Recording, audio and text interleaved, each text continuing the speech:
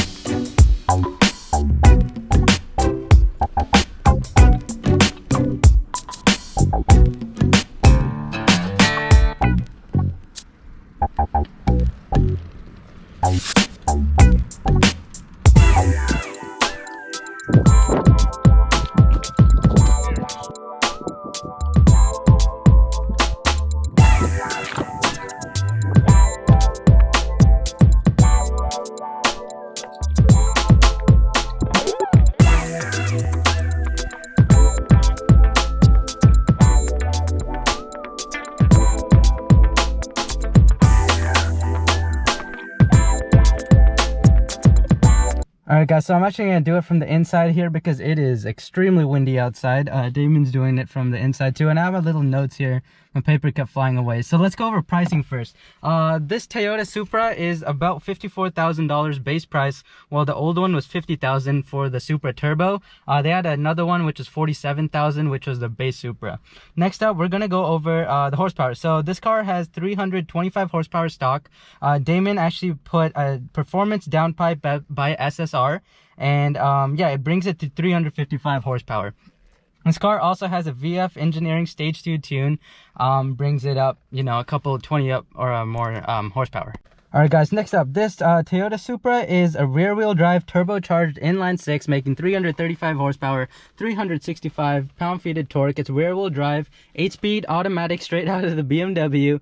And yeah, 0 to 60 in 4.1 seconds, which is actually extremely impressive. It's got a top speed of 155 miles an hour, but some people have actually gone 162. So officially, the top speed is 155. People have gone 162 in the GR Supra. Alright guys, so next up we'll compare it to the old Supra, which was a rear-wheel drive 6-speed manual transmission. You can tell this one only comes in automatic. They did not come with the manual version. I don't know, I'm not too a fan of that. I'm more of like a save the manuals guy. You guys know my 911 Turbo is a manual. But yeah, anyway, top speed of the old one was 150. This one goes 155. So you can see the differences. They've kept it pretty similar. And you guys could see in the previous shots, the car's design has changed a lot, but it kind of keeps the similar body lines. If you guys see the arching on the rear, it actually kind of reminds me of an F12 Bernaletta, kind of like an FF, that curve on the back of the car. Another thing to mention, the original Supra came with a lot of kind of parts with it. You know, it had the big wing. This car, as you can tell, it has no wing on it or anything.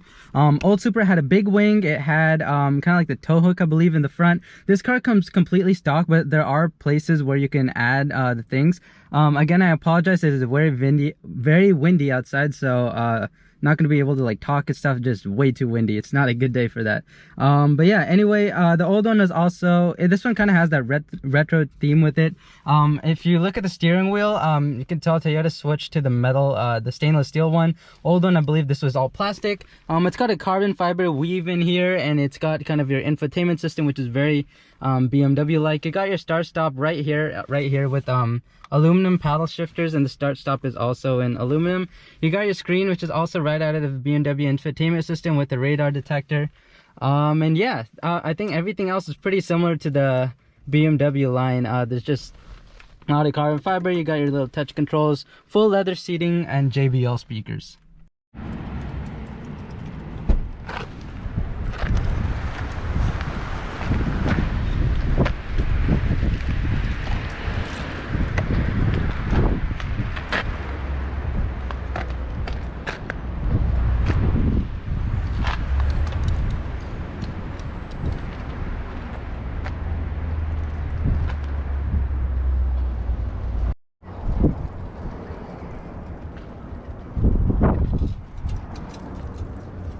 So most of this has been all over the place, mainly because it's just that windy outside, so it's kind of hard for me to talk outside.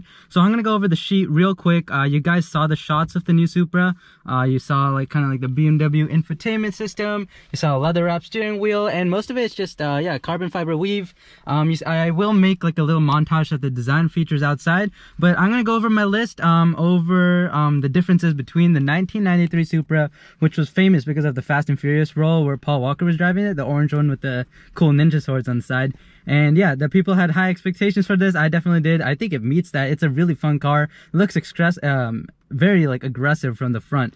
So just going off the sheet, 50,000 for the turbo was the 93 Supra. You had to pay $50,000. For this one, it has a $54,000 base price. The SR Supra, I believe, is around 60,000. So price has gone up, which is, I mean, a lot of supercars have gone up in price recently. The 2020 Supra Premium has 335 horsepower stock.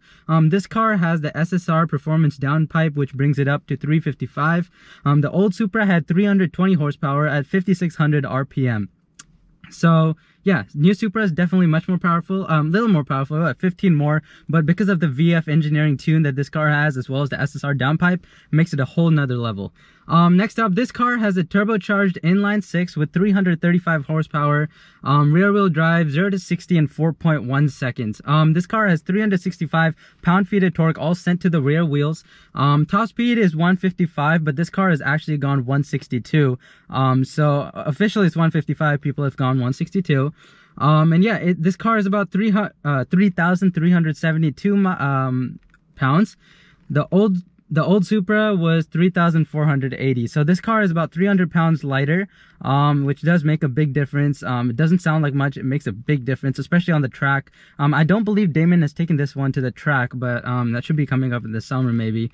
Next up, this car is based on the BMW Z4. So like I mentioned, and you guys might have seen in the earlier parts, there's a lot of like this gear shifters out of BMW, infotainment's out of BMW, this screen is out of BMW, and like this whole like kind of section. These vents, I'm not sure, I never owned a Toyota, but I'm guessing it might be from BMW. Start stop, I've seen that in the Z4, and this whole gauge cluster is actually much different. Wheel is obviously designed by Toyota as well, but there's a lot of BMW kind of like life in this car, and you can really tell when driving it, especially with like the infotainment is straight. It's like you just switched it out of an X5 or something like that. The old Supra, I believe, was just made by itself, but then again, new car people, or like car makers, are collaborating with other car brands to kind of work together. So Alfa Romeo, I believe, had a little thing with Fiat to make their Giulia. You know, Toyota went with the Supra, and they went off the BMW Z4 platform. Next up, this car, you guys saw it has no stock wing. You guys can kind of tell there, and you can see in the shots, I took a lot of lower shots just because of how windy it was. I can't talk outside without getting interrupted by the wind here. But yeah, so there's a lot of like, you guys can see there's two gaps in just below the trunk. That allows space for a wing to be fitted. There's a whole lot of like hidden Easter eggs that Toyota kind of wants you to do this stuff for this car. So if you guys remember, the 93 Supra had the wing, it had the aggressive like tow hook looking thing on the front. This car, it's kind of like, it has the kind of struts for everything. Toyota wants you to customize it yourself, which is, I think that's pretty cool. It also makes you pay more money, but I mean, what's the point if you're buying a Supra, right? And yeah, there you go. So next up, there's yeah, so I believe the 93 Supra is just Toyota, I think at that point they really want to impress, so they gave it their all, and it really impressed everyone. And especially I think because of Fast and Furious, it, you know, the sales just shot up, but eventually it did die down, which is why the Supra went out of business. We waited 20 years. Do you think that this new GR Supra is worthy of the same legacy that the old Supra continued?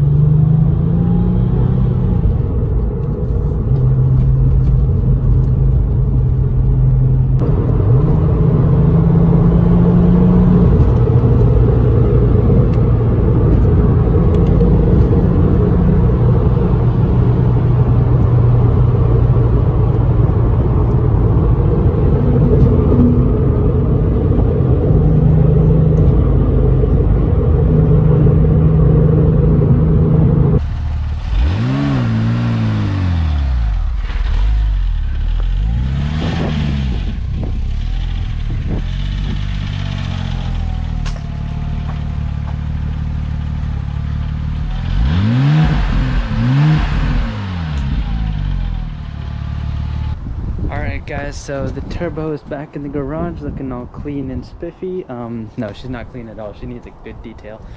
Damon, thank you so much for letting me review your Supra. I really appreciate it. But there you go, guys. That was a review of Damon Knight's Toyota Supra.